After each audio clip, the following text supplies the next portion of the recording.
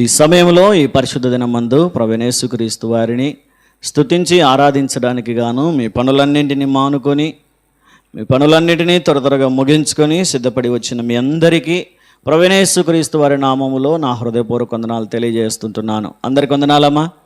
అయా పురుషులు అందరికి వందనాలు. బాగున్నారమ్మా? అంత బాగున్నారా? దేవునికి స్తోత్రం. ఈ సమయంలో కొన్ని నిమిషాలు దేవుని వాక్యాన్ని మనం విందాం. దానికంటే ముందుగా పోయిన ఆదివారం ఏం వాక్యం విన్నామో ఎవరికైనా గుర్తుందమ్మా? దేవుడు మనకు తోడై ఉంటే ఏదియూ తక్కువ కాదు. దేవుడు ఎవరెవరికి తోడున్నాడో, ఎవరెవరికి ఏది తక్కువ కాకుండా ఏ విధంగా సహాయం చేశాడో విన్నాం కదమ్మా. గుర్తుందా? మా వెనకున్న వాళ్ళకి గుర్తుందా? దేవుడు తోడై ఉంటే ఏదియూ తక్కువ కాదని, దేవుడు ఉంటే సమస్తం సమృద్ధిగా మనకు అనుగ్రహిస్తాడని చాలా విషయాలు నేర్చుకున్నాం. దేవుడు మనతో చాలా విషయాలు మాట్లాడాడు. అయితే ఈ వారం కూడా ఈ వాక్య భాగం ద్వారా మనం కొన్ని విషయాలు నేర్చుకునే ప్రయత్నం చేద్దాం. ఇక్కడ ఆకాను అనేటువంటి వ్యక్తి ఇశ్రాయేలీయుడే, దేవునికి ఇష్టమైన వాడే. అయితే దేవునికి నమ్మకంగా జీవించాల్సింది పోయి దేవుని ఆజ్ఞను మీరి, దేవుని ఆజ్ఞను అతిక్రమించి పాపము చేసి దేవునికి వ్యతిరేకంగా జీవించినందుకు రాళ్లతో కొట్టబడి చంపబడిన ఈ సంఘటన గురించి క్లుప్తంగా మనం వినే ప్రయత్నం చేద్దాం. చదువుకున్న లేఖన భాగాన్ని మరొకసారి మనం చదువుకుందాం. చూడండి, 20వ వచనం చదువుదాం.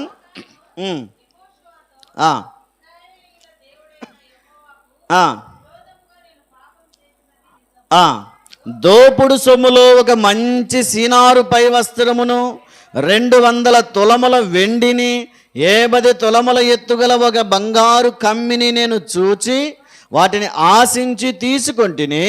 ఇదిగో నా డేరా మధ్య అవి భూమిలో దాచబడి ఉన్నవి, ఆ వెండి దాని క్రింద ఉన్నదని ఉత్తరం ఇచ్చి తాను చేసినదంతయు ఒప్పుకొనెను. చాలు. చూడండి, ప్రభునందు ప్రేమైన దేవుని బిడ్డలారా, ఇక్కడ ఆకాను అనేటువంటి వ్యక్తి మనకు కనిపిస్తూ ఉన్నాడు.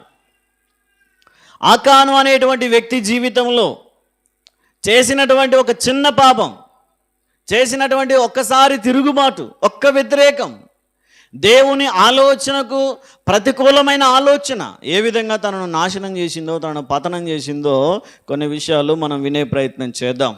ఇశ్రాయేలీలు అంటేనే దేవుని బిడ్డలు, అంతేనామా? ఇశ్రాయేలు ఎవరి పిల్లలు? దేవుని పిల్లలు. మీరెవరి పిల్లలు? దేవుని బిడ్డలేనా? చూడండి, ఆలోచన చేసి చెప్పండి. దేవుని బిడ్డలు ఎక్కడ ఉండాలా? ప్రతిరోజు దేవుని సన్నిధికి రావాలా? మరి ఎంతమంది వస్తున్నారు? దేవుని బిడ్డలంటే దేవుని సన్నిధిలో ఉండాలా, దేవుని సన్నిధిలో కనిపించాలా, దేవుని సన్నిధిలో పరిచర్య చేయాలా, ప్రయాసపడాలా, దేవుని కొరకు నమ్మకంగా జీవించాలా, యథార్థంగా జీవించాలా, నీతిగా జీవించాలా, పరిశుద్ధంగా జీవించాలా. ఇవన్నీ మాలో ఉన్నాయి సార్ అంటే మేము కూడా దేవుని బిడ్డలమే సారా అని చెప్పండి. క్రొత్త నిబంధన ప్రకారం ఆయన రక్తంలో కడగబడిన ప్రతి వ్యక్తి దేవుని బిడ్డే, దేవుని కుమారు. కానీ ఇశ్రాయేలుకు బహు కఠినమైన కాలంలో ఇశ్రాయేలులను అరణ్యంలో నడిపిస్తూ ఉన్నప్పుడు, అనేక శత్రు దేశాల మీదుగా నడిపిస్తూ ఉన్నప్పుడు ఒక భయంకరమైన దేశం ఎదురొచ్చింది. యెరికో అనే మహాపట్టణం ఎదురొచ్చింది. ఆ పట్టణం ఎంత గొప్పదంటే బాగా విలాసవంతమైన ఇండ్ల చేత కట్టబడి, రాజులు, అక్కడ ఉన్నటువంటి సైనికులు, సైన్యము అక్కడ నివాసం చేసేవారు, వ్యాపారం చేసేవారు, అందరూ లగ్జరీగా జీవిస్తూ ఏ కొదువ లేకుండా, ఏ డోకా లేకుండా, ఏమీ తక్కువ లేకుండా, దేవుని భయం లేకుండా జీవించేటువంటి వారు. ఎవడు ఏ శత్రువు ఆ ఇంటిలోనికి, ఆ దేశంలోనికి, ఆ పట్టణంలోకి ప్రవేశించకుండా ఆ పట్టణం చుట్టూ ప్రాకారం కట్టి పెట్టుకున్నారంట. దేనికోసం? దేనికోసం చెప్పండి? వారిని వారు కాపాడుకోవడానికి. ఎవరైనా మా దేశం మీదకి యుద్ధానికి వస్తే, ఈ యెరికో పట్టణం మీదకి యుద్ధానికి వస్తే మొదట ఆ ప్రాకారాలు దాటి రావాలా. ప్రాకారం అంటే కాంపౌండ్ వాళ్ళు. అర్థమవుతుందా మనకు? మన ఇంటికి కాంపౌండ్ ఉంటుంది కదా, దేనికోసం? ఏ కుక్కలు ఇంట్లోకి రాకుండా, అంతేనా? ఏ పిచ్చి పిచ్చివి ఇంట్లోనికి రాకుండా, ఏ చెత్త చెదారం ఇంట్లోకి రాకుండా మన సరిహద్దులను మనం నిరూపించుకుంటూ, లేదా ఇతరులు ఎవరు ఇంట్లోనికి రాకుండా, ఏ దొంగలు ఇంట్లోనికి ప్రవేశించకుండా, ఏ కుక్కలు కానివ్వండి, ఏ పందులు కానివ్వండి, ఇతరత్ర ఏ జీవులు ఏ జంతువులు మన ఇంటిలోనికి రాకుండా మనం ఎలాగైతే మన ఇంటి చుట్టూ ప్రాకారాలు నిర్మించుకుంటామో అట్లా ఒక దేశం చుట్టూ కట్టుకున్నారంట ఒక ప్రాకారం. ఆ ప్రాకారం ఎంత గొప్పగా నిర్మించుకున్నారంటే ఆ గోడ మన చర్చ్ అంత వెడల్పు ఉండేదంట. కాంపౌండ్ గోడ ఎంత వెడల్పు? మన చర్చి వెడల్పు ఉందా? ఇంత వెడల్పుతో ఉందంట గోడ మొత్తం. ఆ యెరికో పట్టణం చుట్టూ ఆ ప్రాకారముల మీద రథాలు తిరిగాయంట. రథములు, వాహనాలు తిరగడానికి అనుకూలమైన వెడల్పులో ఆ యొక్క ప్రాకారాలు ఉన్నాయి. అయితే వారికి ఒక వార్త తెలిసింది ఏంటంటే, ఎంత బలమైన కోటలున్నా, ఎంత పగడ్బందీగా ప్రాకారాలున్నా, ఇదిగో మన ప్రాకారములు బయట ఇశ్రాయేలీలు ఉన్నారు, వారి ఈ ప్రాకారంలో కూలగొట్టైనా పడద్రోసైనా సరే వారు మన మీదకి యుద్ధానికి వస్తారని చెప్పి ఎవడు పట్టణంలో నుంచి బయటికి రాకుండా లోపల ఇండ్లలో కూర్చొని తలుపులు వేసుకున్నారంట.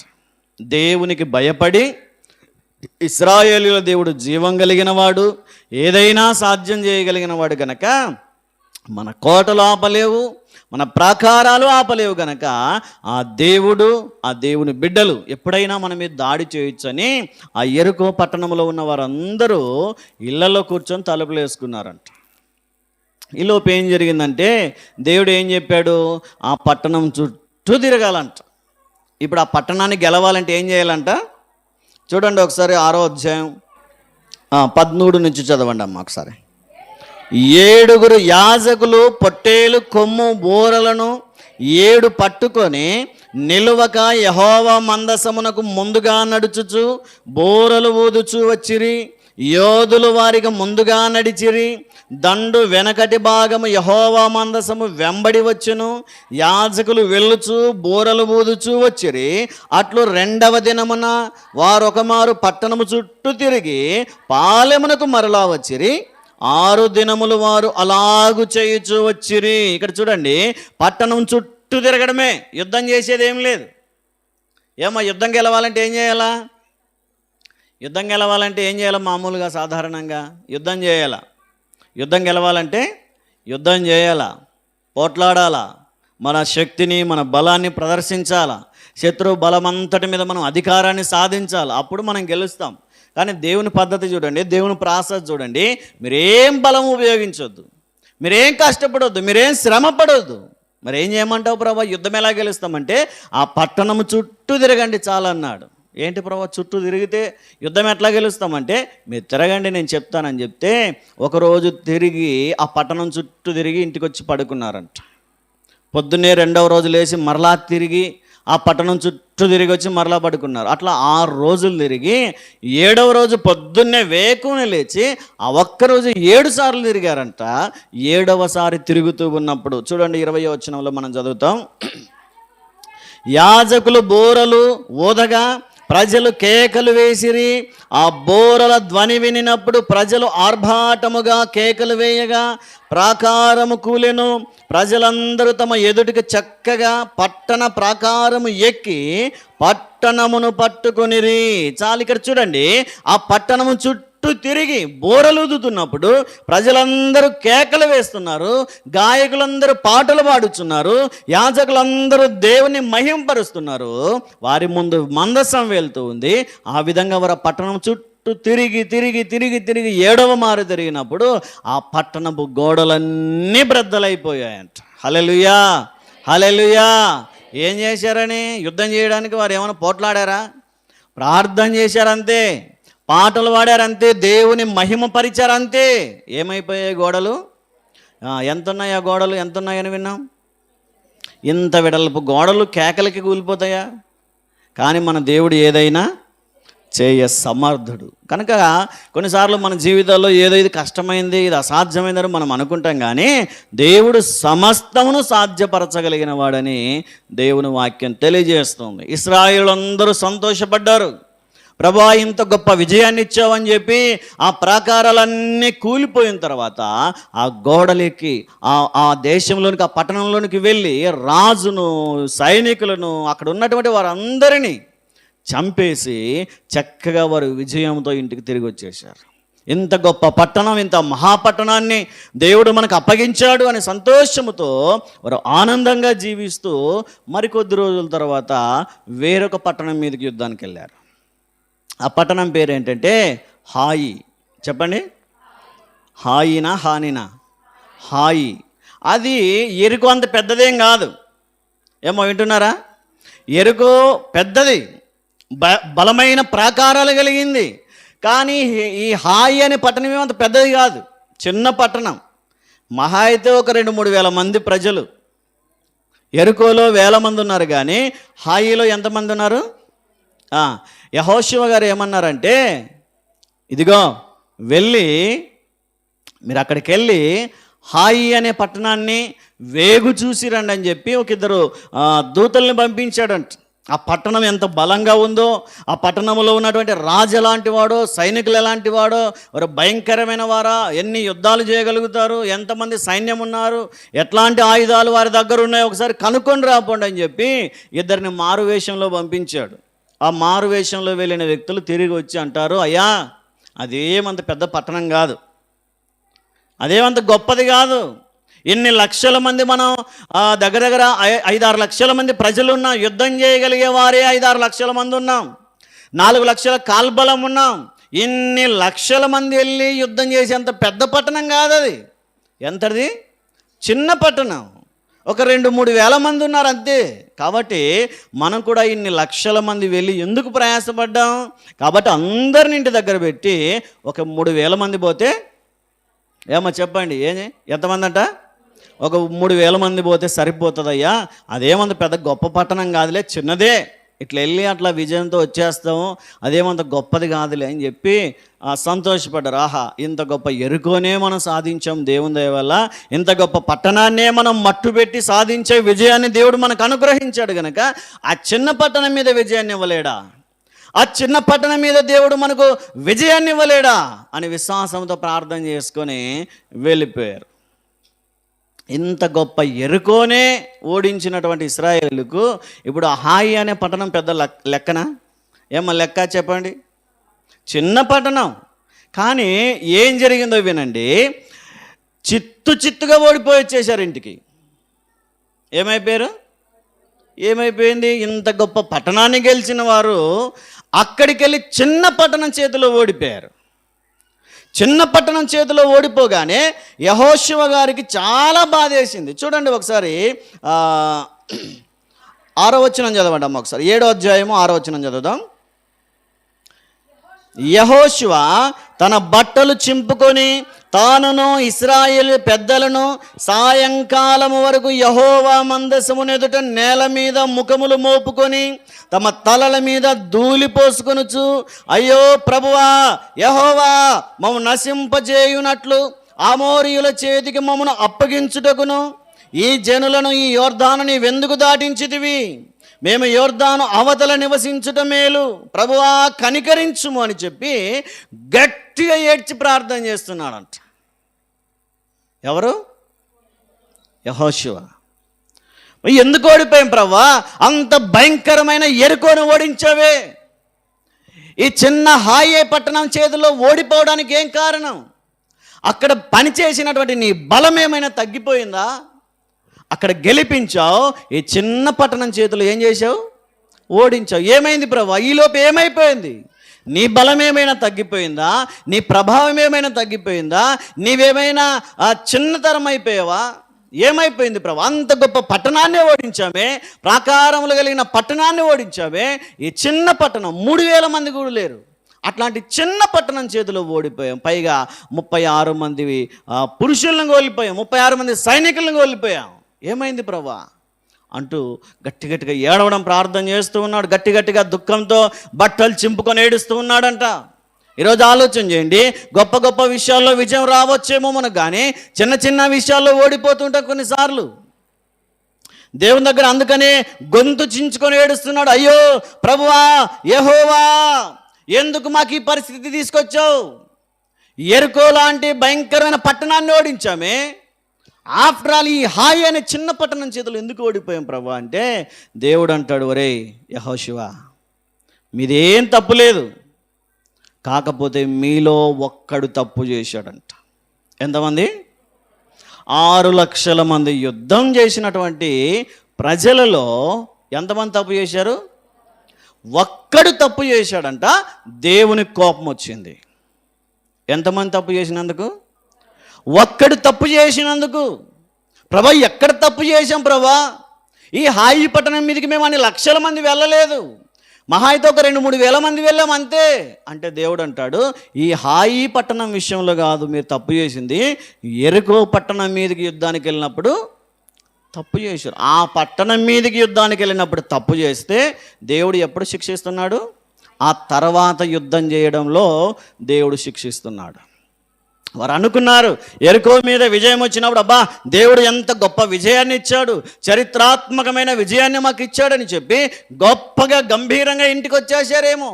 ఎంత భయంకరమైన మహాపట్టణాన్ని మేము ఓడించాం, ఎంత పెద్ద ప్రాకారాలు కలిగిన పట్టణాన్ని చిత్తుగా ఓడించాం, ఆ ప్రాకారపు కోటలన్నింటినీ బద్దలు చేశాం, మా దేవుడు ఎంత గొప్పవాడు అని ధైర్యంతో విశ్వాసంతో ఇంటికి వచ్చారేమో. కానీ అందరూ ధైర్యంతో ఇంటికి వస్తూ ఉంటే ఒక్కడు తప్పు చేశాడంట. అక్కడ ఎవరు తప్పు చేశాం ప్రభా? ఏం తప్పు చేశాం ప్రభా? నువ్వు వద్దన్న మాట మేమేం చేశాం అసలు అని చెప్తే దేవుడు అన్నాడు, ఒరేయ్ మీకు ఎరుకో పట్టణం మీదకి వెళ్ళేటప్పుడు నేనేం చెప్పాను? ఏం చెప్పాడంటే దేవుడు, ఆ పట్టణం చుట్టూ తిరగమన్నాడు. తిరిగారు కదా. ఇంకెక్కడ తప్పు చేశాం ప్రభా? 6 రోజులు తిరిగాం, 7వ రోజు 7 సార్లు తిరిగాం, ఇంకేం తప్పు చేశాం? నువ్వు చెప్పినట్టే చేశాం కదా ప్రభా అంటూ ఉంటే, 7 సార్లు తిరగండి, ఆ విజయాన్ని ఇస్తాను. ఆ విజయం పొందుకునే క్రమములో మీరు ఏం చేయాలంటే, అక్కడ ఉన్నటువంటి బంగారు కానీ, వెండి కానీ, నగలు కానీ, ఇత్తడి కానీ, ఇనుము కానీ ఏది ముట్టుకోవద్దని చెప్పాడు. ఏం చెప్పాడు? 6వ అధ్యాయము 18వ వాక్యం చదవండి ఒకసారి. శపించబడిన దానిలో కొంచెమైనను మీరు తీసుకొనిన ఎడల మీరు శాపగ్రస్తులై ఇశ్రాయేలీయుల పాలెమునకు శాపము తెప్పించి దానికి బాధ కలుగజేయుదురు గనుక శపించబడిన దానిని మీరు ముట్టకూడదు. ఏం చెప్పాడంటే దేవుడు? శపించబడింది ఎరుకో మహాపట్టణం కావచ్చు, ఎరుకో గొప్పగా కనిపించవచ్చు, ప్రాకారాలు వెడల్పుగా ఉన్నాయని, కోటలు పెద్దగా ఉన్నాయని అదేమో గొప్ప పట్టణం అనుకోవద్దండి. ఆ పట్టణంలో ఉన్నవారు శపించబడిన వారు, ఆ పట్టణంలో నివసించేవారు దేవుని భయము లేనివారు గనక ఆ పట్టణాన్ని జయించండి, కానీ ఆ పట్టణంలో దేన్ని ముట్టుకోవద్దని చెప్పారు.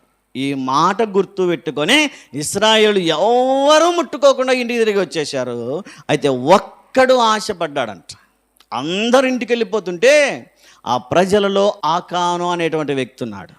అందరు వెళ్ళిపోతుంటే ఈయన ఏమనుకున్నాడు, ఇంత బంగారు ఉందే, ఇంత వెండి ఉందే, ఇన్ని డబ్బులున్నాయి, ఇన్ని కాసులున్నాయి, ఇన్ని నగలున్నాయి, ఇవన్నీ ముట్టుకోవద్దంటాడేంటి మా దేవుడు? యుద్ధం చేసిందే వారిని ఓడించి వారి డబ్బును వారి నగలను మనం దోచుకోవాలని కదా. ఇంత ఆస్తి, ఇంత బంగారు, ఇంత వెండి కళ్ళ ముందుంటే ముట్టుకోవద్దంటాడేంటి దేవుడు? అసలు దేవునికి ఏమైనా తెలివి ఉందా? దేవునికి ఏమైనా బుద్ధి ఉందా అని ఆకాను మనసులో అనుకొని, ఎవరు చూస్తున్నారు? అందరు వెళ్ళిపోతున్నారు కదా, ఇదిగో ఎవ్వరు ఏది ముట్టకుండా వెళ్ళిపోతున్నారు కదా, ఎవడు చూడట్లేదులే అని చెప్పి ఒక దగ్గరికి వెళ్ళి దాపుకెళ్ళి ఎవ్వరు చూడకుండా ఒక 200 తులాల వెండి తీసుకున్నాడంట. ఎంత? 200 తులాల వెండి, 50 తులాల బంగారు కమ్మి తీసుకున్నాడంట. ఒక మంచి కోటు కనిపించిందంట, సినారు వస్త్రం, ఒక మంచి లెదర్ కోట్ అనుకోండి, లేదా ఒక మంచి డిజైన్ వేర్ అనుకోండి, లేదా ఒక మంచి ఫుల్ కోట్ అనుకోండి, ఏదైనా కానీ అప్పట్లో ఉన్న కాస్ట్లీ బట్టలు ఒకటి కనిపించగానే, అబ్బా ఇంత కాస్ట్లీ బట్టలు నేను ఎప్పుడు దొడుక్కున్నాను, ఇదిగో రాజులు దొడుక్కునే వస్త్రాలు ఇవి, ఇవి నేను దొడుక్కుంటే ఎంత అందంగా ఉంటానని చెప్పి 50 తులాల బంగారు, 200 తులాల వెండి, ఒక మంచి వస్త్రం కనపడగానే అన్నిటిని ఆ బట్టలో చుట్టుకొని చంకలో పెట్టుకొని ఎవ్వరికి కనిపించకుండా ఇంటికి తీసుకెళ్ళిపోయాడంట. ఇంటికి తీసుకెళ్ళిపోయి ఆ ఇంటి మధ్యలో ఒక గుంత తీసి ఆ గుంతలో పూడ్చిపెట్టి పైన మన్ను కప్పి అక్కడున్న చాప పరిచి ఎవ్వరికి కనిపించలేదు, నన్ను ఎవ్వరు చూడలేదు అని చెప్పి చక్కగా మరలా సైన్యంతో కలిసి రాజు దగ్గరికి వెళ్ళాడు, నాయకుని దగ్గరికి వెళ్ళాడు, యెహోషువ దగ్గరికి వెళ్ళి నిలబడ్డాడు. దేవుడు ఏం చెప్పాడు? ఏది ముట్టుకోవద్దన్నాడు. కానీ ఆకాన్ ఏం చేశాడు? అందుకు దేవునికి కోపం వచ్చింది. నేను వద్దన్నానంటే వద్దు, అది ఎంత ఖరీదైందనే సరే, అది నీకు ఉపయోగపడేదైనా నష్టం కలిగించేదైనా, ఒక్కసారి దేవుడు వద్దన్నాడంటే వద్దు. ఆ యెరికో పట్టణం శపించబడింది, శపితమైనది, దానిలో ఏది ముట్టుకోవద్దని దేవుడు చెప్పితే ఎవరికి తెలియకుండా తీసుకొచ్చుకొని దాచిపెట్టుకున్నాడంట. అందుకే దేవుడు కోపపడ్డాడు, వారి మీదకి ఉగ్రత వచ్చేసింది. ఎంత చెప్పినా వినరేంటి ప్రజలు, ఎంత చెప్పినా నా మాటకు లోబడరేంటి ప్రజలు, వీరికి బుద్ధి వచ్చేలా ఏదో ఒకటి చేయాలని చెప్పి ఆ తర్వాత యుద్ధానికి వెళ్తే యుద్ధంలో చిత్తుగా ఓడగొట్టి ఇంటికి పంపించేశాడు దేవుడు. కారణం ఏంటంటే దేవునికి నచ్చని కార్యం చేశారు. దేవునికి వ్యతిరేకంగా ఆలోచన చేశారు, దేవునికి వ్యతిరేకంగా జీవించే ప్రయత్నం చేశారు. అందుకే బాధపడి, భయపడి, ఓడిపోయి, అవమానంతో తలలు దించుకొని మట్టి కొట్టుకుపోయిన మొహాలతో ఇంటికి వచ్చేసారు. యెహోషువకు తెలిసింది, అయ్యా ఏంటి బాధతో వస్తున్నారు, ఏమైందంటే, అయ్యా చిన్న పట్టణం చేతిలో ఓడిపోయామన్నారు. ఒరే చిన్నదే అన్నారు కదరా, 2-3 వేల మంది వెళ్తే గెలుస్తామన్నారు కదరా, ఇంకొక 5,000 మంది ఎక్కువైనా పోయేవాళ్ళం, అది చిన్న పట్టణం అయితే 3,000 మంది వెళ్ళి ఎలా ఓడిపోయారు? ఏం జరిగిందో తెలియదండి. అప్పటికి మనమే ఎక్కువ ఉన్నాం, అప్పటికి హాయి వారు తక్కువ వారే ఉన్నారు, అయినా ఏం జరిగిందో తెలియదు. కానీ వారి చేతుల్లో దేవుడు మమ్మల్ని ఓడించాడు అని చెప్పగానే బాధతో, గుండెల్లో భారంతో, కన్నీటితో ఏడుస్తూ గట్టిగా ప్రార్థన చేస్తున్నాడు యెహోషువ. ప్రభువా, యెహోవా, ఎందుకు మాకు ఈ అన్యాయం చేశావు అంటే దేవుడు అన్నాడు, మీలో ఒకడు పాపం చేశాడు. చూడండి ఒకసారి 12వ వచనం చదువుదాం, 7వ అధ్యాయము. కాబట్టి ఇశ్రాయేలీయులు శాపగ్రస్తులై తమ శత్రుల ఎదుట నిలువలేక, 11వ వచనం చదువుదాం చూడండి. ఇశ్రాయేలీయులు పాపము చేసి ఉన్నారు, నేను వారితో చేసిన నిబంధనను వారు మీరి ఉన్నారు, శపితమైన దానిని కొంత తీసుకొని దొంగిలి బొంకి తమ సామానులో దానిని ఉంచుకొని ఉన్నారు. ఇక్కడ చూడండి, దేవుడు అంటాడు, యెహోషువ ఎందుకు ఏడుస్తావు, ఎందుకు బాధపడతావు, నిన్నేం చేయట్లేదు నేను, అయితే నేను ఓడించాను. కారణం ఏంటంటే మీలో ఒకడు పాపం చేశాడు. ప్రభా, వాడు పాపం చేసిన విషయం మాకు తెలియదు ప్రభా, వాడు ఎప్పుడు దొంగతనం చేశాడో మాకు తెలియదు ప్రభా, అసలు ఎవరు దొంగతనం చేశారో కూడా తెలియదు ప్రభా, మమ్మల్ని ఏం చేయమంటావు చెప్పు ప్రభా, మమ్మల్ని మరలా సరిచేయి, మమ్మల్ని మరలా కడిగి పరిశుద్ధపరచు, మరలా నీ బిడ్డలుగా మాకు విజయాన్ని దయచేయి ప్రభా అని ఏడుస్తూ ఉంటే దేవుడు ఒక సలహా ఇచ్చాడు. ఏంటంటే ఎవరైతే పాపం చేశారో వారిని తీసుకొచ్చి నువ్వు పరిహారం చెల్లించాలా, రాళ్లతో కొట్టి చంపేయి.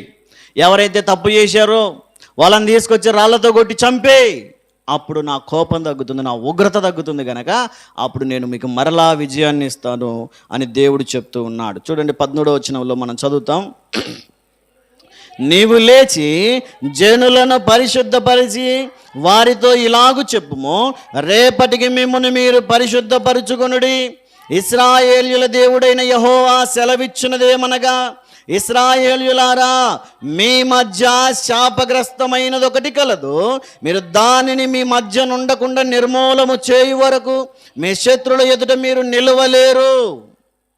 ఇక్కడ చూడండి, దేవుడు అంటున్నాడు ఇశ్రాయేలీయులతో, యెహోషువ ఇలా చెప్పు వెళ్ళి.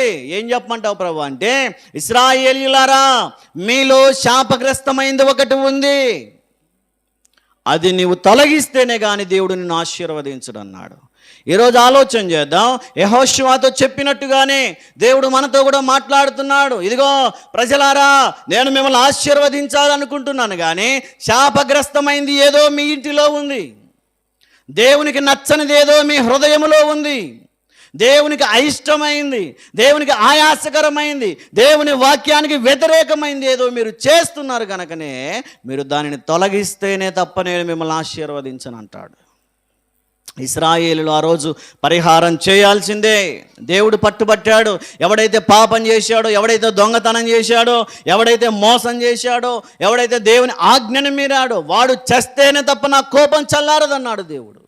అంత కఠినమైన దేవుడు ఈరోజు మనల్ని చూస్తే అదే మాట అంటున్నాడు.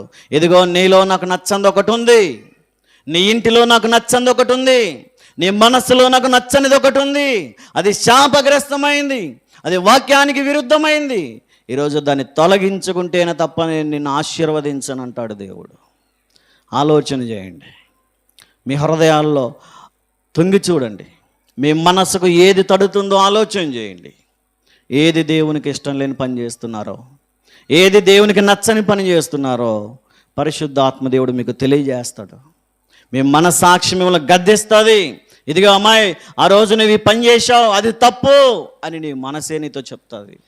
ఇదిగో అబ్బాయి, ఆ రోజు నువ్వు దేవుని వద్దన్న పని చేసావు, అది తప్పు అని దేవుని వాక్యం చెప్తున్నట్టుగా నీ మనసు నిన్ను గద్దిస్తుంది. ఈరోజు దేవునికి వ్యతిరేకంగా చేసి హాయి లాంటి చిన్న పట్టణం మీద విజయం పొందుదామనుకున్న ఇశ్రాయేలుకు దేవుడు ఎలాగైతే బుద్ధి చెప్పాడో, మనం కూడా దేవునికి నచ్చనట్టు జీవిస్తాం, దేవుడు వద్దనుకున్నట్టుగా జీవిస్తాం, దేవునికి ఇష్టం లేనట్టుగా జీవిస్తాం. పైగా దేవుని సన్నిధికి వచ్చి మేము భక్తులమని చెప్పుకుంటాం. ఇది ఎంతవరకు న్యాయం ఒకసారి ఆలోచన చేయండి. నేను ఎవరిని ఉద్దేశించి మాటలు చెప్పట్లేదు, కానీ పరిశుద్ధాత్మదేవుడు మాట్లాడుతున్నప్పుడు సరిచేసుకునే ప్రయత్నం చేద్దాం. అందుకే ఆకాను ఒక్కడు చేసిన తప్పును బట్టి ఇశ్రాయేలులందరినీ ఓడగొట్టాడు దేవుడు. అందుకే ఆకానును పట్టుకొని శాపగ్రస్తమైంది నీ ఇంటిలో ఉంది, దాన్ని తొలగిస్తేనే తప్ప నేను నిన్ను ఆశీర్వదించను, దాన్ని తొలగిస్తేనే తప్ప నేను నీకు విజయాన్ని ఇవ్వను అంటాడు దేవుడు. ఈరోజు ఏదో మన ఆశీర్వాదానికి అడ్డుగా ఉంది, ఏదో మన దీవెనకు ఆటంకంగా ఉంది, మనం విజయం పొందడానికి, మనం సక్సెస్ కావడానికి, మనం ఆశీర్వదించబడడానికి ఏదో వ్యతిరేకత దేవుడు ఆశించనిది మన హృదయాల్లో ఉంది. దానిని ఈరోజు మనం వదిలిపెడితే, ఈరోజే దాన్ని విసర్జిస్తే, ఈరోజే దాన్ని దూరం చేసుకుంటే దేవుడు మనల్ని ఆశీర్వదించడానికి సిద్ధంగా ఉన్నాడు. మనం ఆశించిన వాటన్నింటినీ ఇవ్వడానికి దేవుడు సిద్ధంగా ఉన్నాడు. ఎందుకు ఇవ్వట్లేదంటే తప్పు దేవుంది కాదు, ఎవరిదంట? మనలోనే ఉంది లోపం. ఒకసారి మనసు పెట్టి ఆలోచన చేయండి. ఏది దేవునికి నచ్చంది మనలో ఉందో దాన్ని ఏం చేయాలంట? నిర్మూలము చేయాలి. ఏం చేయమంటావు ప్రభా? ఇన్ని లక్షల మంది ఉన్నారు ఇశ్రాయేలీలు, ఇన్ని లక్షల మందిలో ఒక్కడా? ఎవడని పట్టుకుంటాం ప్రభా? ఇన్ని లక్షల మందిలో ఎవడని పట్టుకుంటాం? పలానోడి దగ్గరికి వెళ్ళి ఒరే నువ్వేరా తప్పు చేసిందామన్నాం అనుకో, వాడు ఒప్పుకుంటాడా? ఒప్పుకోడు. ఏమన్నా ఎట్లా కనిపిస్తాను నేను, నీకు ఎట్లా కనిపిస్తున్నాను నీకు అంటాడు.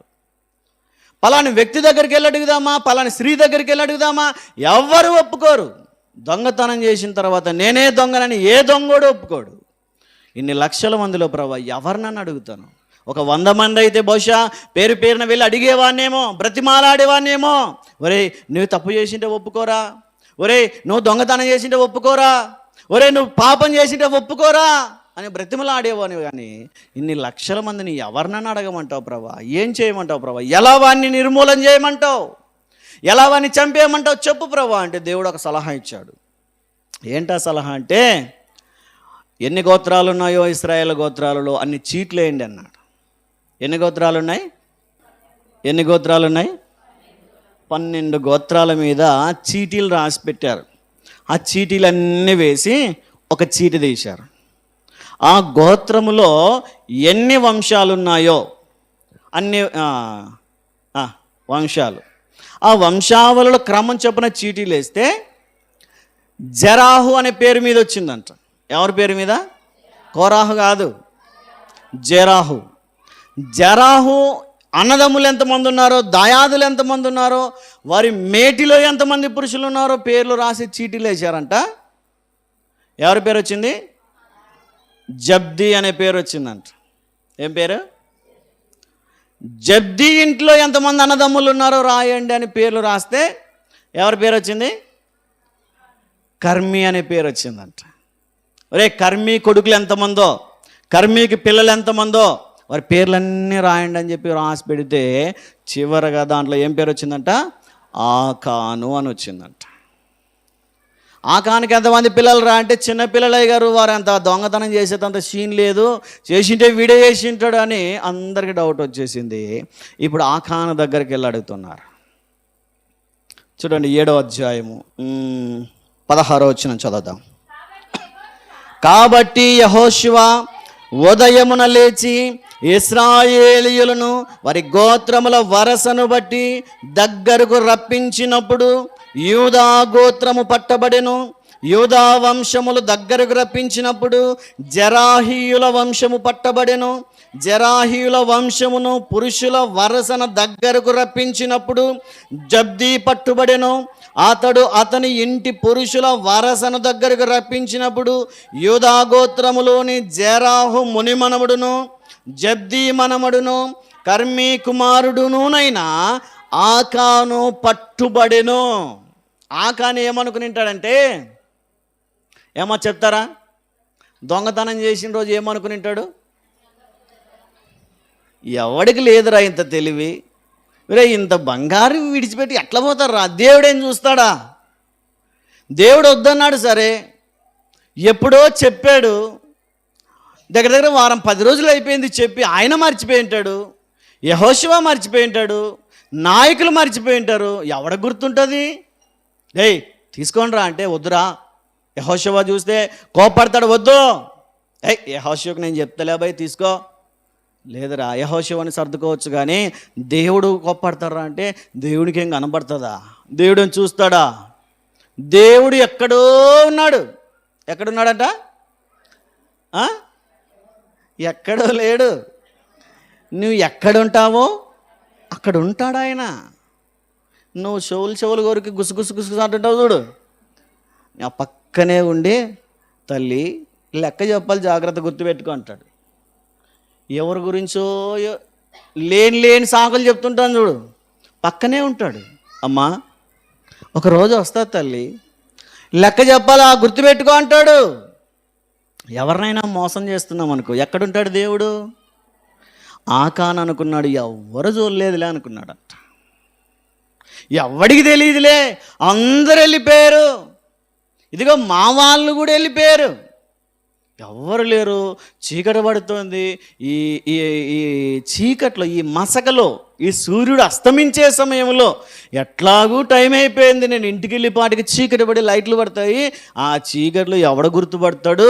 గుర్తుపట్టినా వీపెనికి పెట్టుకొని ఏం లేదన్నా అని చెప్దాంలే అనుకున్నాడు. తీసుకెళ్ళిపోయాడు. వాని అదృష్టమో దురదృష్టమో ఎవడు చూడలేదు. ఆ రోజు చక్కగా తీసుకెళ్ళిపోయి ఇంట్లో పెట్టుకున్నాడు. మరలా వచ్చి యెహోషువ దగ్గర ఏం తెలియనట్టు నటిస్తున్నాడు. ఎవరు చూశారు ఇదంతా? అన్నిటిని చూసేవాడు ఒకడు ఉన్నాడు. ఏమీ తెలియదు అనుకుంటాం, కానీ అన్నిటిని చూసేవాడు ఒకడు ఉన్నాడు. ఆ విషయం తెలియక ఇప్పుడు ఒక సీసీ కెమెరా ఉందనుకోండి, ఏం చేస్తుంది? అది మనల్ని ఏం చేసావో మళ్ళీ తిరిగి చూపిస్తుంది. సీసీ కెమెరాకే గతించిన కాలాన్ని చూపించగలిగే శక్తి ఉంటే మన దేవుని కను దృష్టికి ఎంత శక్తి ఉంటుందో ఆలోచన చేయండి. ఆయన కన్నెర్ర చేస్తే ఇసుకలో ఉన్న రేణువులు కనిపిస్తాయంట. మనకు కనిపిస్తాయా? ఇసుకలో రేణువులు కనిపిస్తాయా? ఇసుకే కనపడదు కొన్నిసార్లు కదా. ఉన్నట్టుండి లేచి నిలబడి బయటికి వెళ్ళి చూడండి, ఇసుక కనపడదు, మసక కనిపిస్తుంది అంతా. ఇసుకే కనపడదు మనకి, కానీ దేవునికి ఏం కనిపిస్తుందంట? ఇసుక మధ్యలో రేణువులు. ఎన్ని చిన్న చిన్న చిన్న ఇసుక రేణువులు ఉన్నాయో ఆయన కనిపిస్తుంది. ఒక పిడికడి ఇసుకలో ఎన్ని రేణువులు ఉన్నాయో ఆయన చెప్తాడు. అంత గొప్ప కనుదృష్టి అయింది. ఈ సీసీ కెమెరాకే భయపడతాం, కానీ దేవుని కనుదృష్టికి మనము భయపడము. వాడి దగ్గరకు వచ్చి అడుగుతూ ఉన్నాడు యెహోషువ, ఒరేయ్ ఆకాను, నీ పేరు మీద చీటు వచ్చింది, ఏం చేయమంటావు? ఒప్పుకున్నాడు. వెంటనే ఆయన అంటాడు, చూడండి ఒకసారి 20వ వచనం చదవండి. ఆకాను యెహోషువతో, ఇశ్రాయేలీయుల దేవుడైన యెహోవాకు విరోధముగా నేను పాపము చేసినది నిజమే. నేను పాపం చేశాను. ఇదిగో యెహోషువ, ఇదిగో నేను పాపం చేశాను, పలానా దాన్ని ఆశించాను, దేవుని మాటను మీరి నేను పాపం చేశాను. నన్నేం చేయమంటావు? నేను ఆశపడ్డాను. నా మనస్సు నన్ను మోసం చేసి ఆశపడేలా చేసింది. ఆయన ఎందుకు ఒప్పుకున్నాడో తెలియదు, కానీ పేరు బయటపడిందని ఒప్పుకున్నాడేమో, అంతే కదమ్మా. ఆ చీట్లో పేరు వచ్చింది కాబట్టి ఒప్పుకున్నాడు. చీట్లు వేయకముందే వచ్చి అయా నేనే పాపం చేసిందంటే బాగుండేది కదా, దేవుడు క్షమించేవాడే కదా. అయ్యా ఎందుకు ప్రయాసపడి చీటీలు వేస్తారు, ఇదిగో ఆ దుర్మార్గుని నేనే, ఆ పాపాత్ముని నేనే, ఆ దుష్టుని నేనే, దేవుని ఆజ్ఞను మీరి అతిక్రమించిన వాడిని నేనే అని మొదట ఒప్పుకునింటే బాగుండేదేమో. తాత పేరు వచ్చింది, ముత్తాత పేరు వచ్చింది, తండ్రి పేరు వచ్చింది, కొడుకు పేరు వచ్చింది, అందరి పేర్లు వచ్చిన తర్వాత నిజమేనండి నేను చేసిందంటే ఇది పశ్చాత్తాపం కాదు. పశ్చాత్తాపం కాదు. పశ్చాత్తాపం అంటే దేవుడు నిరూపించకముందు ఒప్పుకోవడం. ఏంటంట, దేవుడు మన జీవితాల్లో కూడా నిరూపించే రోజు వస్తుంది. అంతకు ముందే, పట్టుబడక ముందే మనం ఏం చేయాలా? ఎవరి దగ్గర ఒప్పుకోవద్దు. రహస్యంగా ప్రార్థన చేయి, దేవుని దగ్గర ఒప్పుకో. భర్త దగ్గర ఒప్పుకోకపోయినా, భార్య దగ్గర ఒప్పుకోకపోయినా, అన్నదమ్ములు, స్నేహితులు ఎవరి దగ్గర ఒప్పుకోకపోయినా పర్వాలేదు. ఎవరి దగ్గర ఒప్పుకోవాలా? దేవుని దగ్గర. ప్రభువా నేను పలానా తప్పు చేశాను, ప్రభువా పలానా పాపం చేశాను, ప్రభువా తెలియక చేశాను, ప్రభువా నన్ను క్షమించంటే మన దేవుడు దయగలిగిన వాడు, మన దేవుడు ప్రేమ కలిగిన వాడు. ఆయన మనస్సు కరిగిపోతుంది, మరలా వాత్సల్యత పుట్టుకొస్తుంది. అమ్మా నువ్వు తిరిగి వస్తే నాకు అంతే చాలంటాడు దేవుడు. అయ్యా నువ్వు తప్పు ఒప్పుకుంటే నాకు అంతే చాలు, రా మరలా నా దగ్గరకు అంటాడు దేవుడు. ఈరోజు ఆ తప్పు ఒప్పుకునే బాధ్యత మనది. ఆకాను బహుశ చీట్లో పేరు వచ్చిందానికి ఒప్పుకున్నాడేమో, చీట్లో పేరు రాకపోతే ఏమనేవాడు? ఎన్ని రుబాబు మాటలు మాట్లాడేవాడు కదా. ఏం ఎట్లా కానొస్తాను యెహోషువనికి, ఏం ఎట్లా కానొస్తావు, మా నాన్న ఎవరో తెలీదా? ఎవర్రా మీ నాన్న? మా తాత ఎవరో తెలీదా? మా ముత్తాత ఎవరో తెలీదా? ఏం మా వంశం ఎట్లాడదనుకున్నావు, మా గోత్రం ఎట్లాడదనుకున్నావు, మా రక్తం ఏంటి? ఎన్ని రుబాబు మాట్లాడేవాడు. అందుకే దేవుడు ఏం చేశాడు? చీటి తీసి పెట్టాడు. ఇంక ఏం మాట్లాడద్దు, ఏం మాట్లాడడానికి వీలేదు. ఏం మాట్లాడినా పశ్చాత్తాపంతో కూడిన మాటలే మాట్లాడాల. కొన్నిసార్లు దేవుడు మనల్ని కూడా నిరూపిస్తాడు, కొన్నిసార్లు మనల్ని కూడా దొరికేటట్టు చేస్తాడు. మనమేం చేయాలంటే దేవుడు పట్టించే ముందే మనమే దేవుని దగ్గర లోబడిపోవాలా, మనమే దేవుని దగ్గర పశ్చాత్తాపడాలా. ప్రభువా నన్ను క్షమించు ప్రభువా అని. ఎన్నిసార్లు గద్దించినా నువ్వు వినట్లేదనుకో, లోబడట్లేదనుకో, హఠాత్తుగా నాశనం చూస్తావు. అందుకే దేవుని వాక్యం తెలియజేస్తుంది, అతిక్రమమును దాచిపెట్టువాడు వర్ధిల్లడు. నువ్వు దాచిపెడితే వర్ధిల్లవు, విడిచిపెట్టి ఒప్పుకుంటే దేవుని కనికరం పొందుకుంటావు. ఇద్దరు చిన్నపిల్లలు ఆడుకుంటున్నారంట బయట. అక్క తమ్ముడు ఇద్దరు బయట ఆడుకుంటుంటే తండ్రి పని మీద బయటకు వెళ్ళాడు, అమ్మ ఇంట్లో వంట చేసుకుంటుంది, అక్క తమ్ముడు బయట కాంపౌండ్లో ఆడుకుంటున్నారు. ఒకడు తమ్ముడు ఊరుకుండలేక రాళ్లతో చిన్న కోడి పిల్లని కొడుతున్నాడంట. ఆ కోడి పిల్లని కొడుతుంటే ఎన్ని దెబ్బలు తట్టుకుంటుంది అది పాపం? 4-5 దెబ్బలు తట్టుకునిందేమో. ఒకసారి లావరాయి తీసుకున్నాడు, ఇదేం మాటినట్లేదని లావరాయి తీస్తే పడికి అది చచ్చేపోయిందంట. ఆ కోడి పెట్ట ఏమైంది? చచ్చిపోయిందంట. అక్క చూసి వాడిని బెదిరిస్తుంది, రేయ్ ఏమరా అంత మంచి కోడి పెట్టని చంపేసేవేంట్రా, నాన్న ఎంతో ఇష్టంతో పెంచుకున్నాడు కదరా, అది నాన్నకు తెలిస్తే నిన్ను దెబ్బలేస్తాడు, నాన్నకు చెప్పాననుకో ఇదిగో నిన్ను ఈరోజే ఏం చేస్తాడు ఆలోచన చేయి. అక్క అక్క అక్క నాన్నకు చెప్పొద్దు అక్క అంటాడంట వాడు. ఏం చేయాలా? నాన్నకు చెప్పొద్దు అక్క అంటే ఈమె కొంచెం వాయిస్ రైజ్ చేసి, రే నాన్నకు చెప్పకూడదంటే నేనేం చెప్తే చేయాలనింది. ఏం చేయాలంట? నేనేం చెప్తే చేయాలా? చేస్తలేక్క, నాన్నకు మాత్రం చెప్పొద్దక్క, నన్ను చంపేస్తాడేమో, బెల్ట్ వాచిపోయేలా ఈపులు ఈమానం మోగేలా కొడతాడేమో, చెప్పొద్దక్క అంటే చెప్పకూడదంటే నువ్వేం చేయాలా? నేనేం చెప్తే చేయాలా. ఏం చేయమంటావు అక్క అంటే రోజు నేనే నీళ్లు మోసుకొస్తాను కదా బోరింగ్ దగ్గరికి వెళ్ళి, నువ్వు తెచ్చేయి. అక్క నీళ్ళ కడవ నేను ఎట్లా మోస్తాను, అక్కడ చిన్న కడవ తీసుకోరా. నువ్వు చేస్తావా నాన్నకు చెప్పమంటావా? చేస్తాలేక్క చెప్పొద్దు నాన్నకు అన్నాడు. నీళ్లు మోసాడు, నీళ్లు మోసేది అయిపోతాడు. రే ఈ బట్టలు విండ్రా అంటుందంట అక్క. ఈ బట్టలు నేను ఎట్లా విండుతానక్క, ఆడవాళ్ళ పని కదంటే. రే చేస్తావా? నాన్నకి చెప్పమంటావా? వాడు భయపడి బట్టలు కూడా విండేసాడు. ఒరే బండలు గడుగు. అక్క మరీ అన్యాయం అక్క, చేసింది ఒక్క తప్పే కానీ నువ్వు ఎన్ని పనులు రే చేస్తావా? నాన్నకి చెప్పమంటావా? వాడు భయంతో చచ్చిపోయి ఆ రోజంతా ఏం చెప్తే చేశాడంట. సాయంత్రం కాగానే నాన్న పని ముగించుకొని ఇంటికి వచ్చాడు. నాన్న దగ్గరికి వెళ్లకుండా బాధలో ఏడ్చుకుంటూ కూర్చున్నాడు. నాన్న చూసి, రే ఏమైందిరా, ఏం డల్లుగున్నావు ఏంట్రా అంటే, అక్క నన్ను బాగా బాధ పెట్టింది నాన్న ఈరోజు. ఏం చేసిందా? ఏం చేసావురా? ఏం చేసిందంటే, నాన్న ఏమనొద్దు, ఒక మాట చెప్తానంటే, ఏమనలేరా చెప్పు అంటే, లేదులే నాన్న, చెప్తే నువ్వు కొడతావేమో, చెప్తే అది నీకు ఇష్టమైంది కనుక నువ్వు నన్ను ఏం చేస్తావో నాకే అర్థం కావట్లేదు అంటే, ఏం చేయండి రా, నువ్వేం చేసావో ఆ తప్పు కంటే నీవే నాకు ఎక్కువ ఇష్టం అంటే వీడు ధైర్యం చేసి చెప్పాడు, నాన్న మన ఇంట్లో నువ్వు పెంచుకున్న కోడి పిల్ల ఉంది కదా, కోడిపెట్ట ఉంది కదా, దాన్ని ఏదో పొరపాటున రాయితో కొట్టినప్పుడు అది దెబ్బ తిని చనిపోయింది నాన్న అంటే, ఒరే ఇంత దానికి ఎంత బాధపడతావా, పోతే పోయిందిలే ఏదో కోడి, దానికంటే నీవే నాకు ముఖ్యం, ఎందుకు ఏడుస్తావులేరా, ఎందుకు బాధపడతావులేరా అని చెప్పి వాడిని ఓదార్చి ఒక 10 రూపాయలు ఇచ్చి కొనుక్కొచ్చుకోపో, ఏం చేయాలా, కొనుక్కొచ్చుకొని దీన్ని సంతోషంగా ఉండిపోరా అన్నాడంట. ఈ విషయం ఏమీ తెలియకుండా అక్క దగ్గరికి వచ్చారే, ఆ టీ పెట్టుకొని రాపో. ఏం చేయాలంట, అమ్మ టీ పెట్టి నా గ్లాస్ తీసుకురాపో అంటే వీడికి ఇప్పుడు ధైర్యం వచ్చింది. దేనికోసం? ఒప్పుకున్నాడు కదా, ధైర్యం వచ్చి ఇప్పుడు అంటున్నాడు, నేను ధ్యానం తెచ్చుకోపో. ఏంట్రా వాయిస్ లేస్తుంది ఏంట్రా, ఇదిగో నాన్న చెప్తాడే చెప్పుకోపో. ఎందుకు వచ్చింది వాడికి అంత ధైర్యం చెప్పండి?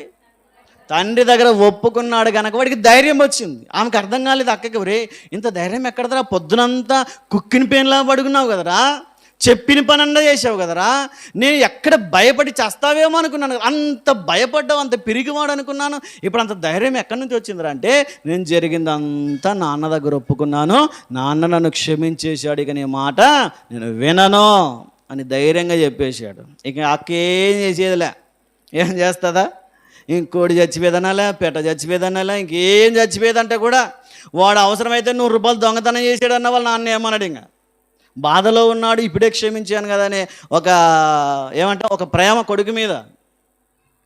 ఇప్పుడు వాడికి అట్లా ధైర్యం వచ్చినట్టుగానే ఈరోజు మనకు ధైర్యం రావాలంటే ఏం చేయాలి చెప్పండి? ఇప్పుడు దేవుని దగ్గర పశ్చాత్తాపడాలా.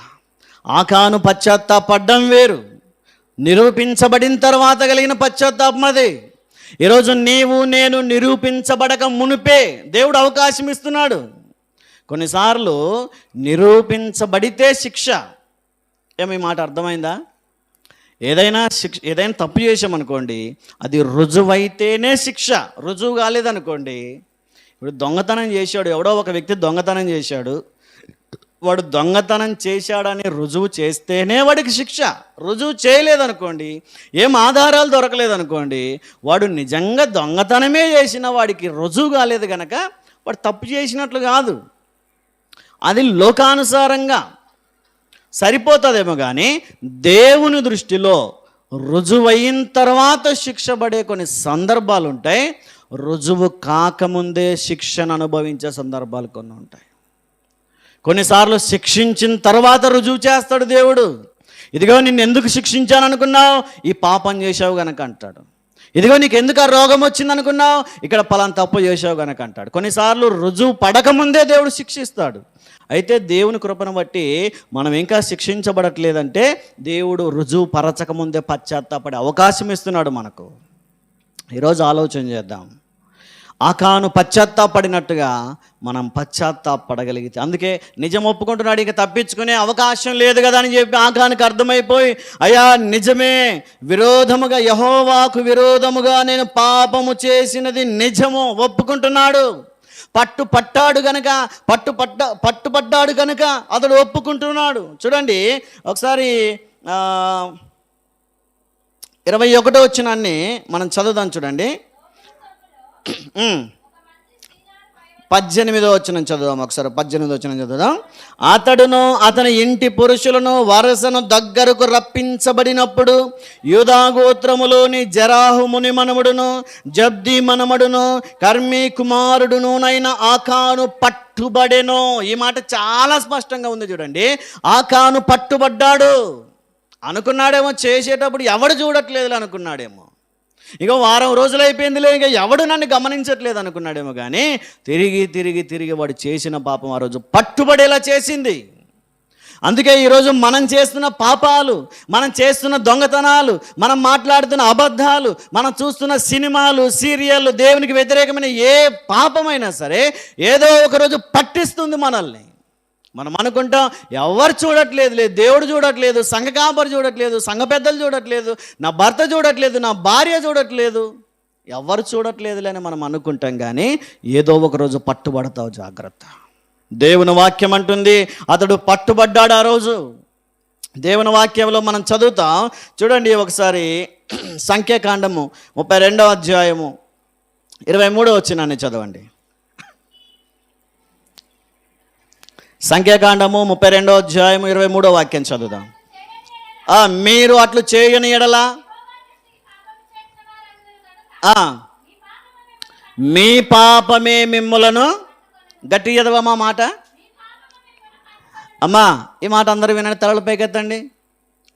సంఖ్యాకాండములో భక్తుడైన మోషే అంటున్నారు ఇశ్రాయేలీయులతో, మీ పాపమే మిమ్ములను పట్టుకొనును.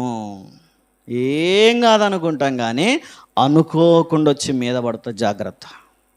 దావీదు బత్షెబతో పాపం చేసి మర్చిపోయాడు.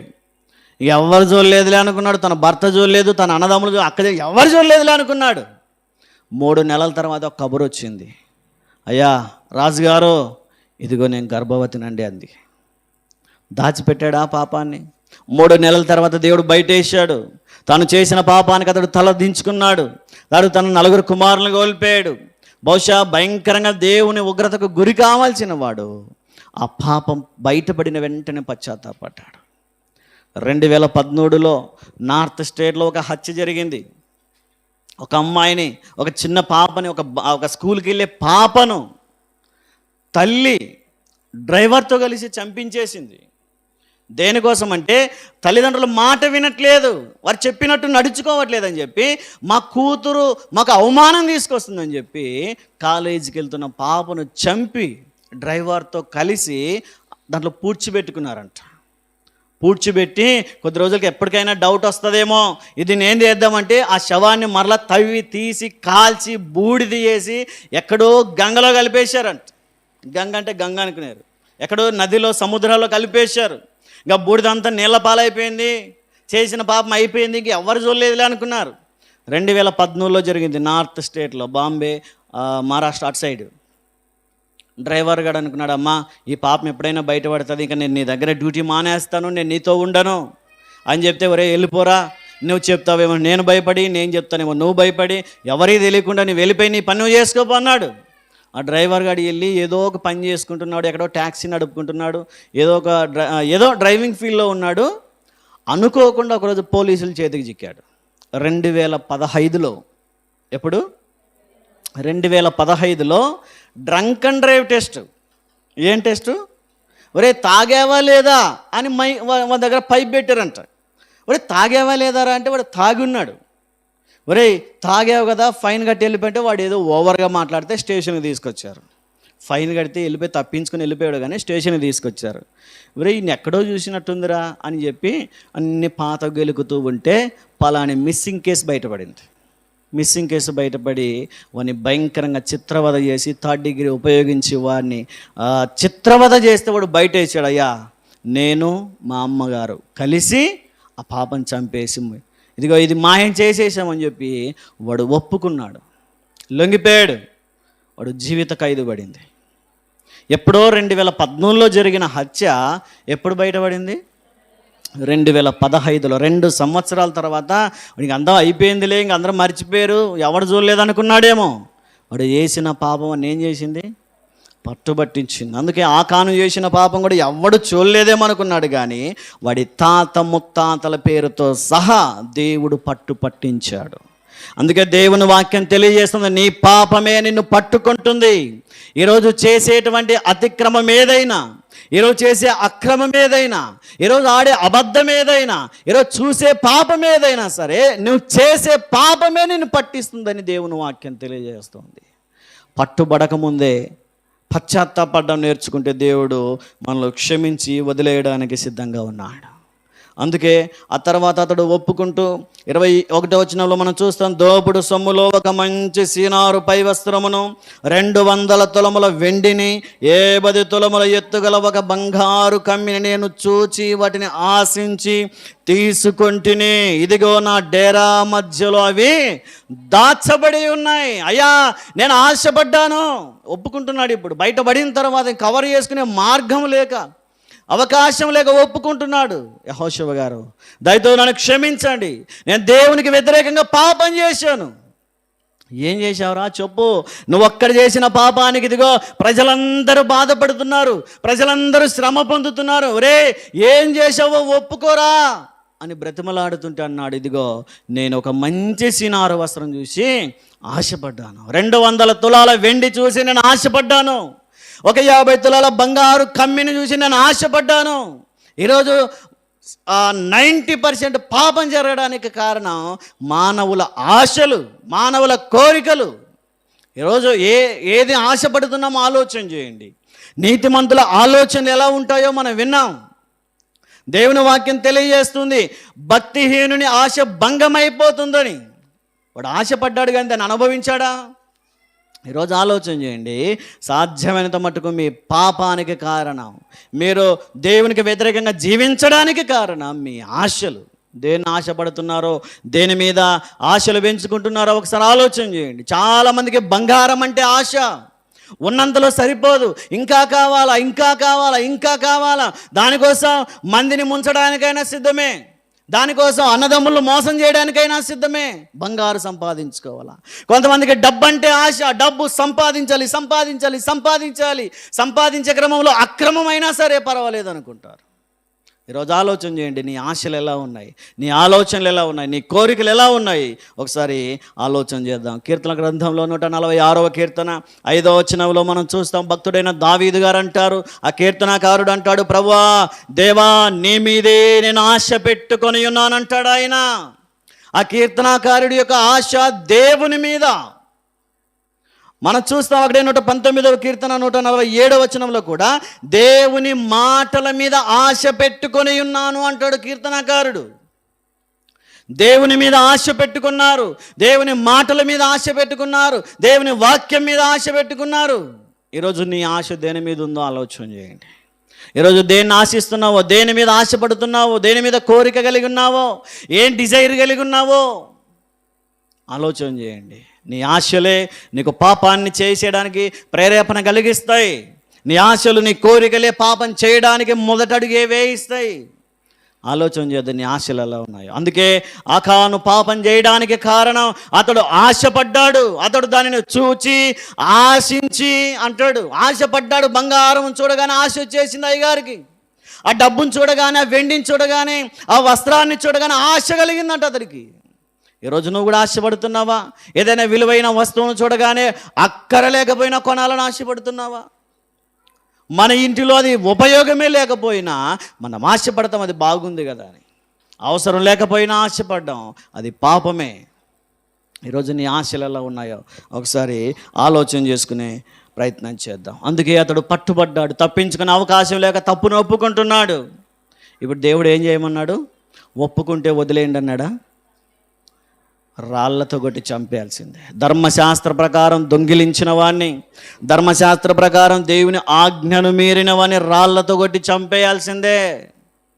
పైగా ఒక బాధాకరమైన విషయం ఏంటంటే, తప్పు చేసిన వాడిని మాత్రమే కాదంట, వాని భార్య పిల్లల్ని కూడా చంపేయాలి. మనం చూస్తాం, అక్కడే చదువుతాం, చూడండి ఒకసారి 24వ వచనం చదువుదాం. తరువాత యెహోషువయు ఇశ్రాయేలీయులందరూ జెరాహు కుమారుడైన ఆకానును, ఆ వెండిని, ఆ పై వస్త్రమును, ఆ బంగారు కమ్మిని, ఆకాను కుమారులను, కుమార్తెలను, ఎద్దులను, గాడిదలను, మందలను, డేరాను, వానికి కలిగిన సమస్తమును పట్టుకొని అకోరు లోయలోనికి తీసుకొని వచ్చిరి. ఇక్కడ చూడండి, పాపం చేసింది ఆకాను మాత్రమే, కానీ ఎవరెవరిని తీసుకొచ్చారు? ఆకానుకు కలిగిన సమస్తము, ఆశపడ్డానికి, బంగారు మీద ఆశపడ్డానికి, వెండి మీద ఆశపడ్డానికి, వస్త్రాల మీద ఆశపడ్డానికి. అతడేమన్నా పేదవాడా అంటే ఎద్దులున్నాయంట, గాడిదలున్నాయంట, మందలున్నాయంట, ఇన్ని ఆస్తులున్నవాడు మరలా ఏం చేస్తున్నాడు? దోపుడు సొమ్ముకు ఆశపడుతున్నాడు, అక్రమమైన దానికి ఆశపడుతున్నాడు. ఈరోజు అన్ని సమృద్ధిగా ఉన్నా సరే కొన్నిసార్లు అక్రమమైన దానికోసం ఆశపడుతూ ఉంటాం. దేవుని వాక్యం తెలియజేస్తుంది, నువ్వు ఆశపడ్డావంటే ఆ ఆశ పాపానికి దారి తీస్తుంది. ఈరోజు అందుకే అతనికి కలిగిన సమస్తాన్ని తీసుకుని వచ్చారంట. 25వ వచనం చదువుతాం చూడండి. అప్పుడు యెహోషువ ఇలా మాట్లాడుతున్నాడు, నీవేళ మమ్మల్ని బాధపరిచితివి, నేడు యెహోవా నిన్ను బాధపరచుననగా ఇశ్రాయేలీయులందరూ వారిని రాళ్లతో చావగొట్టిరి. వారిని రాళ్లతో కొట్టిన తరువాత అగ్ని చేత కాల్చి వారి మీద రాళ్లను పెద్ద కుప్పగా వేసిరి, అది నేటి వరకు ఉన్నది. ఇక్కడ చూడండి, ఆకానును ఆకోరు లోయలోనికి తీసుకెళ్ళిపోయారు. ఏ లోయలోనికి? ఆకోరు అనే లోయలోనికి తీసుకెళ్ళిపోయారు. ఆకానును, భార్యను, పిల్లలను, ఎద్దులను, గాడిదలను, మందాను, డేరాలను, తనకు కలిగిన సమస్తాన్ని తీసుకెళ్ళిపోయారు. చుట్టుముగబడ్డారు. ఆకానుతో అంటున్నారు, ఒరే నువ్వొక్కడు తప్పు చేసినందుకు ఈరోజు మేము బాధపడ్డాం, నువ్వు పాపం చేసినందుకు మేమంతా ఓడిపోయాం, నువ్వు పాపం చేసినందుకు యుద్ధంలో ఓడిపోయి భయంకరంగా సిగ్గుతో తలదించుకొని వచ్చాం కదరా, ఎందుకు పాపం చేసావు, ఎందుకు ఆ దుర్బుద్ధి నీకు పుట్టింది అని చెప్పి ఆకాను వైపు చూస్తూ గాండ్రించి ఉమ్మించారు. రే బుద్ధి లేనోడా, మూర్ఖుడా, ఎందుకు ఆశపడ్డావు అని చెప్పి ఒక్కొక్కడు ఒక రాయి తీసుకొని, భయంకరంగా ఇంత రాళ్ళు తీసుకొని అతడి మొహం మీద, తలల మీద, వీపుల మీద, కాళ్ళు చేతులు విరిగిపోయేలా భార్య పిల్లలతో సహా అందరినీ రాళ్లతో కొట్టి చంపేశారంట. ఆకానుకు తెలుసు ఎందుకొరకు రాళ్లతో కొడుతున్నారో, ఆకానుకు తెలుసు. ఆకాను భార్యకేం తెలుసు, ఆకాను పిల్లలకేం తెలుసు. పిల్లలు అడిగారేమో, నాన్న ఇదిగో ఎందుకు మనల్ని రాళ్లతో కొడుతున్నారు? కొడుతున్నవారు ఇశ్రాయేలీలే. ఎందుకు కొడుతున్నారంటే చెప్పే సమాధానం లేదు. అడుగుతూ ఉన్నారేమో, నాన్న ఎందుకు కొడుతున్నారు నాన్న? ఏం చెప్పాలో తెలీదు. ఆకానుకి ఏం చెప్పాలో తెలీదు. ఎందుకు కొడుతున్నారో పిల్లలతో చెప్పుకోలేడు. ఏమని చెప్తాడు? ఏం ముఖం పెట్టుకొని చెప్తున్నాడు? ఒరే నేను తప్పు చేశాను, నన్ను చంపడంతో పాటు మిమ్మల్ని చంపేస్తున్నాడు, ఏ ముఖంతో చెప్పగలుగుతాడు చెప్పండి? నేను పాపం చేసినందుకు మిమ్మల్ని కూడా చంపేస్తాడని ఏ ముఖంతో చెప్తాడు చెప్పండి? చిన్నపిల్లలు, పసిపిల్లలేమో, బాల్య వయసులో ఉన్నారేమో, యవన వయసులో ఉన్నారేమో, నాన్న ఎందుకు కొడుతున్నారు నాన్న? రాళ్ళ దెబ్బలు తగులుతున్నాయి, తలకు తగులుతుంది, కాళ్ళు చేతులు తగులుతున్నాయి నాన్న, మొహం తగులుతున్నాయి, వీపులు తగులుతున్నాయి, ఎందుకు కొడుతున్నారు నాన్న? నేనేం చేశాను నాన్న అంటే ఆకాను ఏం చెప్పగలుగుతాడు చెప్పండి? ఆకానుకు చెప్పుకోవడానికి సమాధానం లేదు. నేను తప్పు చేశాను రా, అందుకే మిమ్మల్ని కొడుతున్నాడు, ఏ ముఖం పెట్టుకొని చెప్పగలుగుతాడు? నాన్న మనం ఇశ్రాయేలీలమే, వాళ్ళు ఇశ్రాయేలీలే కదా నాన్న, మన బంధువులే, మన అన్నదమ్ములే, మన రక్త సంబంధికులే, ఎందుకు మనల్ని కొడుతున్నారంటే ఏం చెప్పగలుగుతాడు చెప్పండి? ఈరోజు మీ పిల్లలు పాడైపోవడానికి, మీ పిల్లలు చెడిపోవడానికి కారణం మీరే. మీ పిల్లలు నాశనం కావడానికి కారకులు మీరే. మీరు చేసిన పాపాన్ని బట్టి దేవుడు ఆ శిక్షను మీ పిల్లల మీద తీసుకొస్తున్నాడు. మీ పిల్లలు దేవుని ఉగ్రతకు గురి కాబోతున్నారు. మీ మనసులు మార్చుకోండి, మీ పద్ధతులు మార్చుకోండి, మీ పరిస్థితులు మార్చుకోండి. ఆకాను చేసిన తప్పు ఒక్కడే అయినా తన కుటుంబం అంతటిని రాళ్ళతో కొట్టి చంపేశారు. ఈరోజు ఆలోచన చేద్దాం, మన పిల్లలు ఎందుకు అనారోగ్యం, యవ్వన కాలంలో ఎందుకు అనారోగ్యం పాలైపోతున్నారు? ఎందుకు మన పిల్లలు ఓడిపోతున్నారు? ఎందుకు మన పిల్లలు ముందుకు ఎదగట్లేదు? ఎందుకు మన పిల్లలు సక్సెస్ కావట్లేదు? ఎందుకు మన పిల్లలు జయించలేకపోతున్నారు? ఆలోచన చేశారు ఎప్పుడైనా? మనం చేసిన పాపము మన పిల్లల మీదకి దేవుడు తీసుకొచ్చేసాడు. ఆకాను చేసిన తప్పు ఒక్కడే అయినా కుటుంబం అంతటి బాధను అనుభవించవలసి వచ్చింది.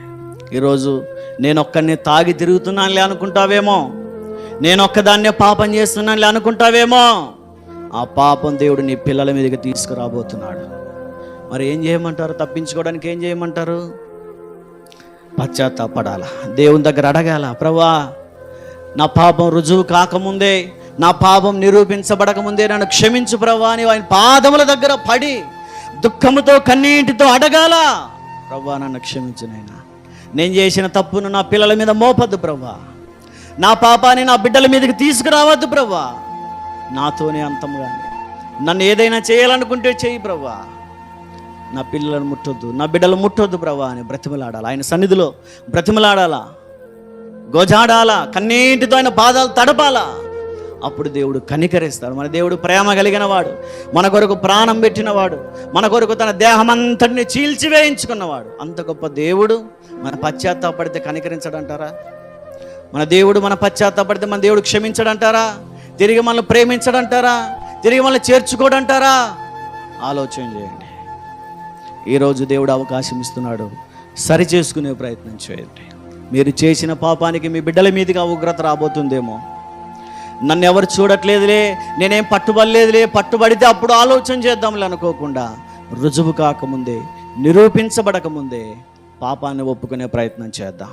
కళ్ళు మూసుకుందాం, ప్రార్థన చేద్దాం, దేవుని సన్నిధిలో అడిగే ప్రయత్నం చేద్దాం. ప్రభువా, తప్పు చేసింది నేనేనైనా, నీకు వ్యతిరేకంగా జీవించింది నేనే ప్రభువా, మాటలను మార్చి మోసం చేసింది నేనే ప్రభువా.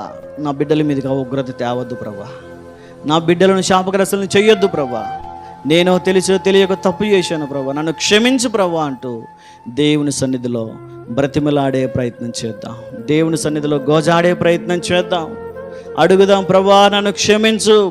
ఆ కానువలే పట్టుబడక ముందే, ఆ కానువలే నాశనం కాకముందే, ఆ కానువలే రాళ్లతో కొట్టబడి చంపబడక ముందే నన్ను క్షమించు ప్రభువా అంటూ అడిగే ప్రయత్నం చేద్దాం. దేవుడు మనం అడిగితే క్షమిస్తాడు. దేవుడు మనల్ని క్షమిస్తాడు. ఆయన సన్నిధికి, ఆయన సహవాసానికి మరలా మనల్ని పిలుచుకుంటాడు. ప్రార్థన చేద్దాం. విశ్వాసముతో అందరూ కళ్ళు మూసుకొని దేవుని దగ్గర పశ్చాత్తాపడదాం. ప్రార్థన చేద్దాం. విత్తబడిన వాక్యము మన హృదయాలలో ఫలించులాగున పాస్టమ్మ గారు ప్రార్థనలోనికి నడిపిస్తారు. అందరూ తలలోంచి కళ్ళు మూసుకున్నట్టయితే ప్రార్థన చేసుకుందాం. ప్రేమ పరిశుద్ధుడా, నీ పరిశుద్ధమైన ఉన్నతమైన శ్రేష్టమైన నామానికి వేల కొలది కృతజ్ఞతాస్తుతులు, స్తోత్రములు రాజా. ఇదిగోనైనా గడిచిన ఆదివారం మొదలుకొని తండ్రి, ఈ ఆదివార దినాన ఈ యొక్క మధ్యాహ్న కాల సమయంలో తండ్రి నీ సన్నిధానంలో మేమందరమునైనా ఇలాగున తండ్రి నిన్ను స్తుతించడానికి, నిన్ను ఆరాధించడానికి దేవా మాకు ఇచ్చినటువంటి శ్రేష్టమైన విలువైన అవకాశాన్ని బట్టి కూడా నీకే స్తుతులు, స్తోత్రములు దేవా. ఇదిగోనైనా ఉదయం మొదలుకొనినైనా ఈ మధ్యాహ్న కాల సమయం వరకునైనా మిమ్మల్ని తండ్రి పాటల ద్వారా మయంపరిచామునైనా.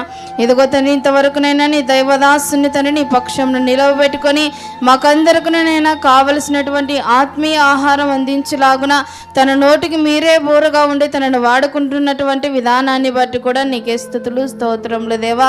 ఇదిగోనైనా విన్నటువంటి వాక్యాన్నినైనా ప్రతి వారి హృదయాలలోకి చేర్చుకోవడానికి, భద్రపరచుకోవడానికి నైనా వాక్యానుసారంగా నడుచుకోవడానికి మీరు మరినైనా ఇక్కడ చేరి ఉన్నటువంటి ప్రతి ఒక్కరికి నైనా మీరు అవకాశాన్ని దయచేయమని కూడా ప్రార్థిస్తూ ఉంటున్నాను తండ్రి.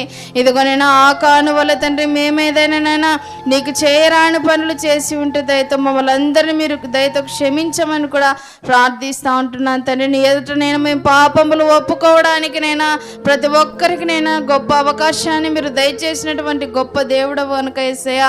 ఇదిగో తండ్రి వారందరూనైనా నీ ఎదుట తండ్రి పాపములు ఒప్పుకోవడానికి, మా పాపములు తండ్రి మరినైనా నీ ఎదుటను మేము ఒప్పుకోవడానికి మాకు సహాయమును దయచేయండి యేసయ్యా. స్తోత్రములు దేవా. ఇదిగోనైనా ఆ కానువలే మేము నశించిపోకోకుండా సహాయం దయచేయండి.